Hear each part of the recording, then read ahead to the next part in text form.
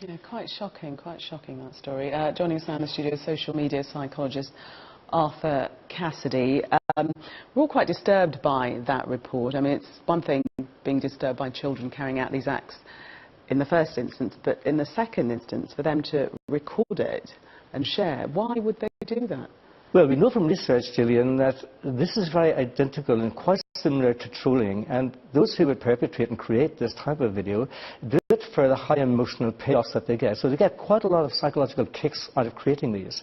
The second major point that we have discovered in research is that this has become very much the norm nowadays. In this incredible world that we live in now, we find that any form of video violence, which has normally been rooted in video games, which has become entrenched in young people's identification and in their identity. And so it becomes part of who they are. And the second thing about it is that these young people begin to see this as quite legitimate to them. Cruelty to animals and watching this and transmitting this is very much the norm. There's a group pressure effect. And so in order to maintain that form of cohesion in their group, to be accepted in their group, they feel that it's perfectly fine and it's perfectly normal to transmit this type of grotesque video. I don't quite understand when you describe the need for like an emotional high or sort of validation, where that is coming from. If it's on a 10-second Snapchat video, because are people liking it? Are people responding to it?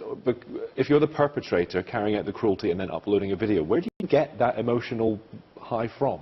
Well, they get this basically from the number of likes that they get, you know. So we found in research that quite a number of these young people who are creating these, identical to the trolls, they will actually, by creating more and transmitting more of these cruelty to animal videos, they do get, the more likes they will get, the more hits they will get, it inflates and increases their propensity to do more of this, and also increases their status in the group of criminality, those who are creating and perpetrating. So those that are perpetrating and those that are consuming, they're equally being gratified by the same horrific images? Absolutely right, yes.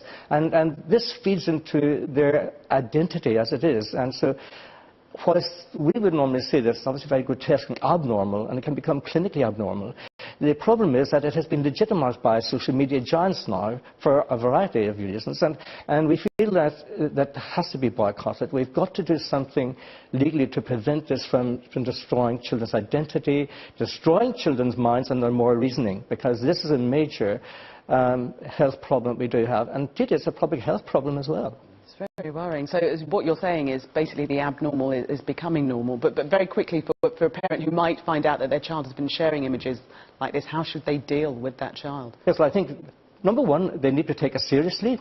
We need to exercise far more important controls so that the social media giants will employ independent monitors to eradicate this before it is transmitted.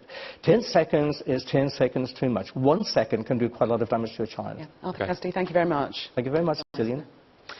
Still